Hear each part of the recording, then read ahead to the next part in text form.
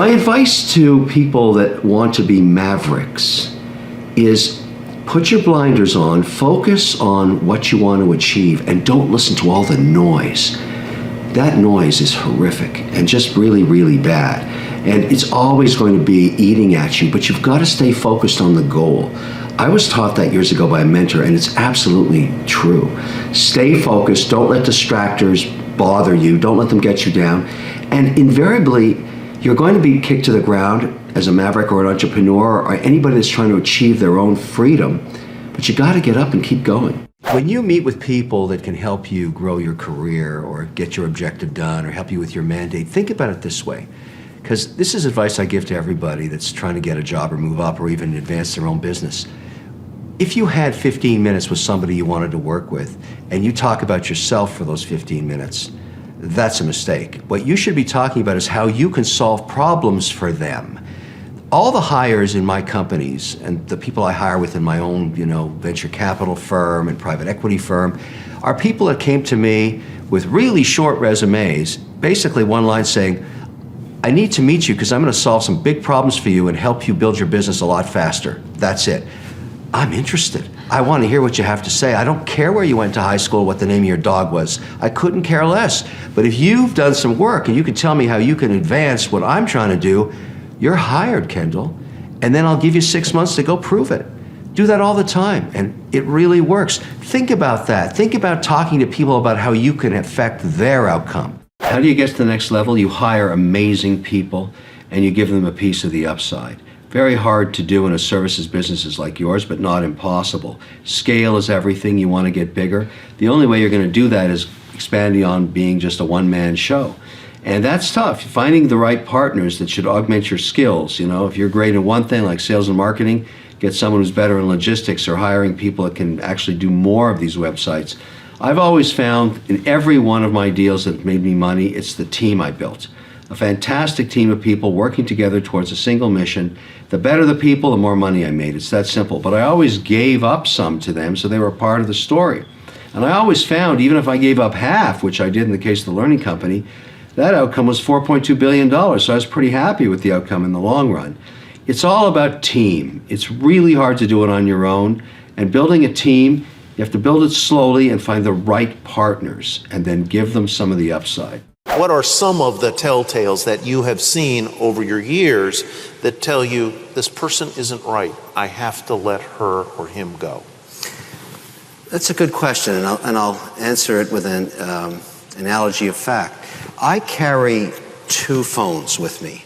This small one is only known by my family and very, very close friends. And when it rings, I'll always answer it because it has to do with something going on with my kids or my family or my brother or whatever. This phone, this larger one, probably 10,000 people have this number. I'm a believer that if you are an entrepreneur or a major shareholder of a company, every single customer should know if they have a problem who they can call. And when I say this concept of access, in other words, many managers think, well, if I give my number out to my employees, they may call me. and the truth is, you want to hear from them. You want to hear the bad news first. And what I found is the more people I give this number to, the less it rings. I tell them simply, look, I want you to have this access because I respect you, and I want you to know that you can come to me. And in that trust, I find that most people never use it. This thing does not ring as much as my family phone does. But when it rings, it's a big deal. And the reason I know it's time to terminate somebody in one of my companies is when my customers and my shareholders call me 3 times about that person. It's always the same. It's always the same. When a customer's complaining about a CEO or a head of sales or the head of R&D, or employees are not happy, and I keep getting that phone call, I get on the plane and I get my whacking stick out. Because there's something wrong. Hold back. You have to wait and see what happens. You have to let things develop. You can't just jam everything. It doesn't work that way. You learn that through experience, and it's so important that you understand you must be patient with people, you must be patient with plans, you must be patient with everything. You can't get what you want right away. It just doesn't work that way. People that are patient are incredibly effective because in the long run, they get stuff done.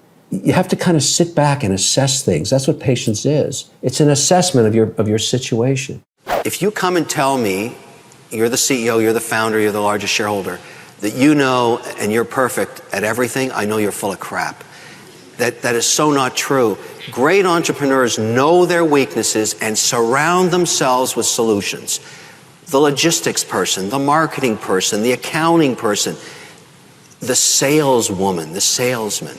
Do not lie to the customers. Don't lie to your employees. Don't lie to me. Don't lie to anybody, your shareholders even.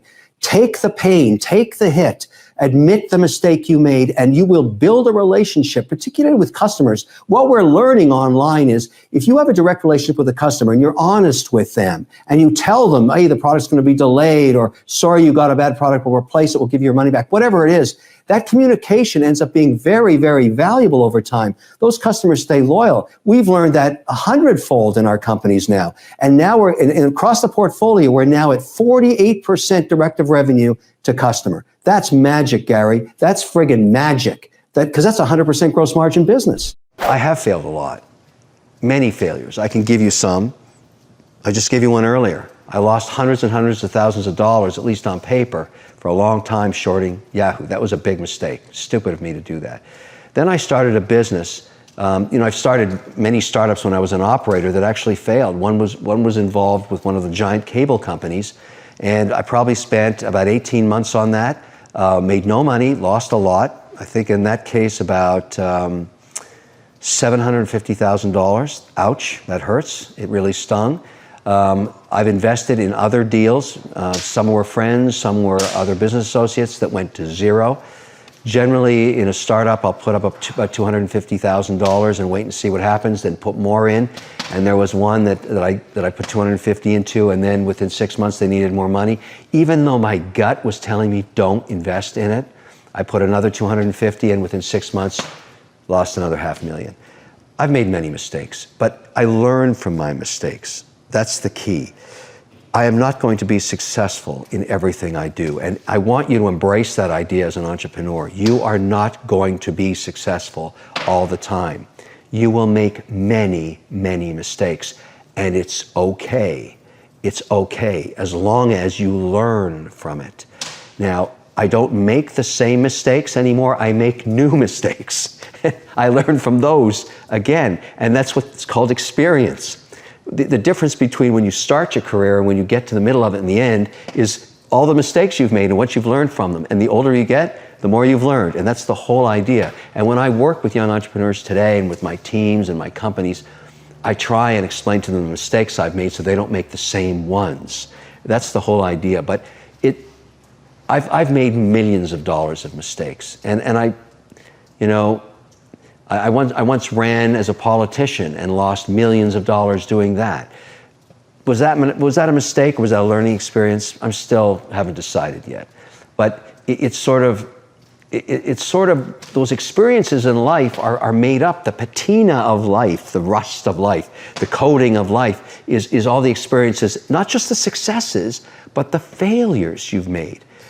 Now, do I like losing money? No. Do I cry like a baby when it happens? Yes. Because I know how hard it is to make it. Really hard. And I hate to lose it. But I make sure that I distill the essence of that lesson. That's very, very important. Business is competitive. Get over it. It's a form of war in some ways. And you will never, ever, ever get everybody to like you, ever. And if you spend your time worrying about that, you will fail for sure. You can't care about what people think. As long as you think you're doing the right thing, they'll end up respecting you. They may not like you. That's certainly my situation. I don't care if you like me. I care that you respect me and that I am being honest with you about what I expect you to do for me if you're working for me or if I'm investing in you. if you want to be an entrepreneur, you got to get up in the morning understanding there's some guy in Mumbai or Shanghai or somewhere in China that wants to kick your ass and is coming for you 24/7, because it's true. But if you can deal with all that, you'll be okay.